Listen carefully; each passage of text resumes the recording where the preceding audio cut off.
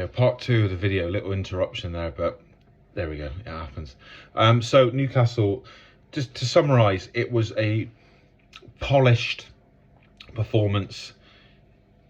It's really pleasing, really pleasing. It had the intensity, the aggression, the urgency of a classic Eddie Howe Newcastle performance. It felt very comfortable, which is an odd feeling, one that I'm slowly getting used to. But being a Newcastle fan for so long, it's like nowadays we go 2-0 up at home in particular, and you think, yeah, that's obviously not complacent, but you just like relax a little bit. Whereas, particularly under the last manager, previous before that, you go 2-0 up and it's not only a shock and a surprise, it's like, this is far too good to be true here. This will not end well. It's like, it's one step forward, 2 steps back. It's a tease. The classic would be the Old Trafford 3-2 when Mourinho was manager, us in that lovely light blue kit. Who scored? Muto, remember him? And Kennedy. We went 2-0 up very early, and it just felt inevitable that Man United were going to end up winning that game, and so they did 3-2. But yeah, it was a great performance. As I say, Palace didn't play very well, but we didn't allow them to. Anthony Gordon looked sharp. Most of the play, particularly in the first half, was down the other side, so we didn't see as much of him as we'd like to, but he got involved where he could. He's fantastic at coming off his wing to get involved, and he's not like cutting in on his right foot like you see some inverted wingers. Very limited, but he comes into midfield, picks he's one of those. I don't think he's the sort of player who can be like I don't know, like Michael Owen used to be, but particularly when he was at Liverpool, where he would just disappear out of the game and then just pop up with a goal out of nowhere in like the 88th minute, and you're like, didn't know that fucker was still playing. I think Anthony Gordon is one of those who needs to get on the ball, even if it's just he comes off his wing, gets the ball off Bruno and gives it to Joe Linton, or gets the ball off Sean Longstaff and gives it straight back to Sean. He just needs that touch every minute or so if he's not involved, just to feel present in the game, I imagine. But he looked sharp. Bruno looked very good, looking like we're getting back to seeing more of more consistent Bruno performances. I thought Joe Linton, out of the 3 midfielders, Joe Linton looked the weakest, and that's a horrible word to use when he hasn't done much wrong.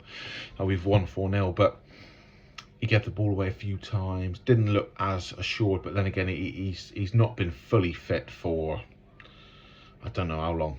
We're looking at least a month. I know he played against Man City, and he pretty much created that goal against Man City for Alex Isak in the cup, but he's not been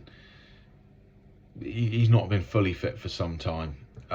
So it's going to take time to get back to his best, but he certainly didn't do much wrong.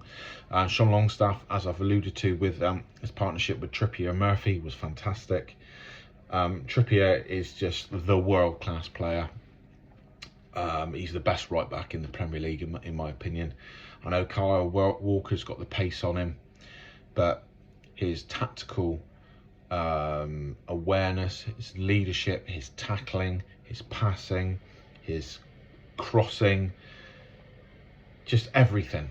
He's our most important player, bar none. And Tino Livramento, I know he was signed for relatively big money by today's standards, but he ain't getting in front of Trippier anytime soon, is he? He's just a cut above. He's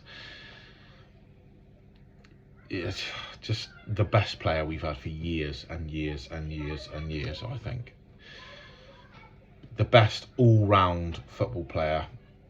When you look at every attribute, the best all-round player that we've had, particularly in my time supporting Newcastle. He's just top.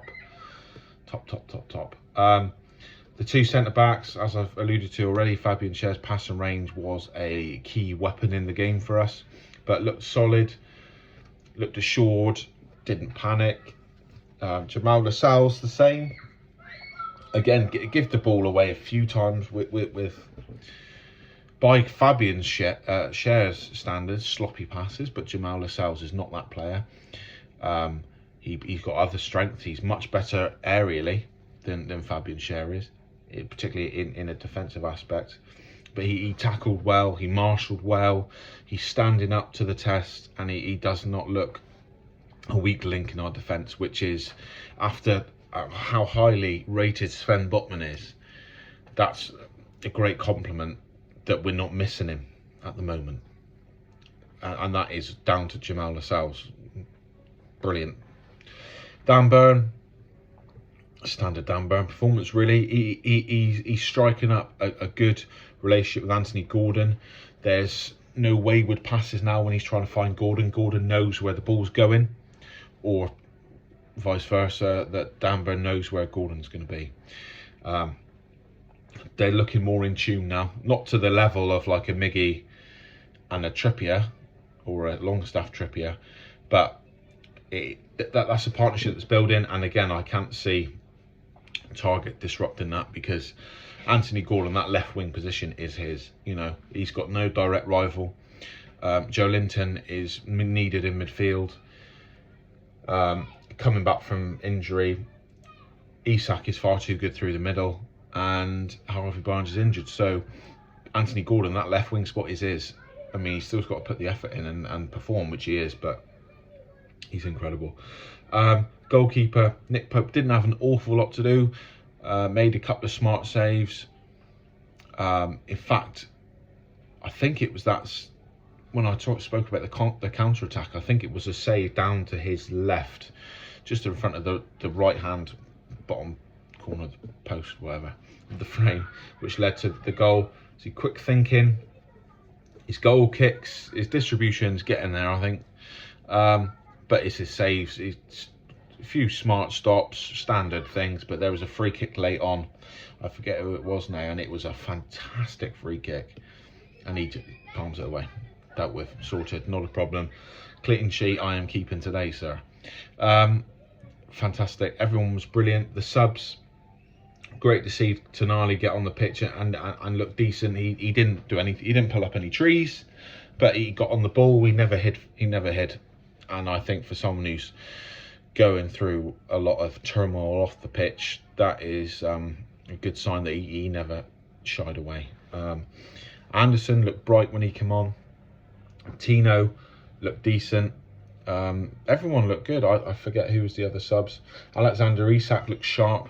Miguel Almiron nearly scored. Everyone was good. There's no negatives. One of the major plus points was you could hear the fans singing Sandro Tonali's song throughout the whole game, applauding him as he was warming up. They gave him a thunderous reception when he came on. At the end of the game, the players are doing their usual lap of honour, and Sandro's at the front. Eddie Howe has since admitted that he told Sandro Tonali to go at the front of the group, and it was a consistent. All you could hear was Sandro's song, and you could tell that he got emotional by it, and hopefully, because he has struggled to settle. He's obviously homesick, doesn't speak the language great yet, but I'm hoping Saturday, can be a turning point and show him that the Newcastle fans are desperate for him to succeed, really are, and show how much he's valued. And if that is the last we see of him in a black and white shirt for 12-18 months, there's a happy memory there. When he does come back, it will be the proverbial, like a new signing. But yeah, that's that. All good news. Now, on a sad note, Sir Bobby Charlton has passed away. I believe that was on Saturday afternoon. Good age of 86. What a life, what a man, what a legacy he will leave on English football. No, I'm no Man United fan. I'm not really an England supporter, to be honest. But it's impossible not to recognise and appreciate his his legacy, his impact. You know, until a certain Wayne Rooney came along, he was Manchester United's all-time leading goal scorer.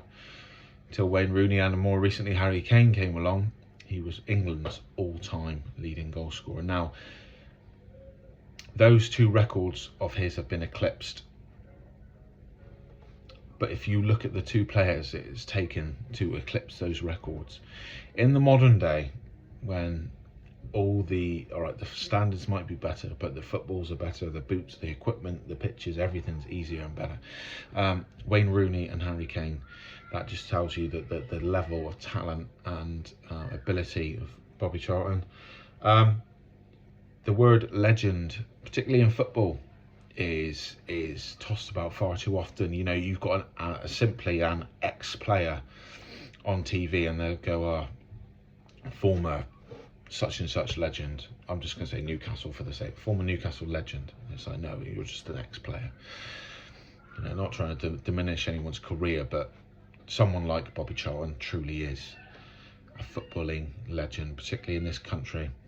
You know, his impact is up there. His legacy is up there with the likes of a Pele, a Maradona. We go back to that time period, George Best, Eusebio. He's up there. He's England's best player, England's main man when they won the World Cup in 1966. Condolences to Manchester United as a club, friends and family of Sir Bobby Charlton. Thoughts of the footballing world will be with you, because he was such an iconic figure in English football and a real gentleman on and off the pitch. So there we go, good place to end the video. Thank you for watching. Cheerio.